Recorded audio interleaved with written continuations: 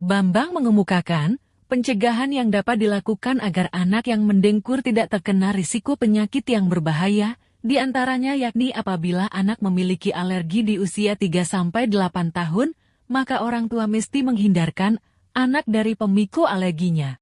Perhatikan, kalau anak ngorok dan tidurnya mangap, hindari rokok, debu, dan makanan-makanan tertentu yang menimbulkan alergi, kata dia.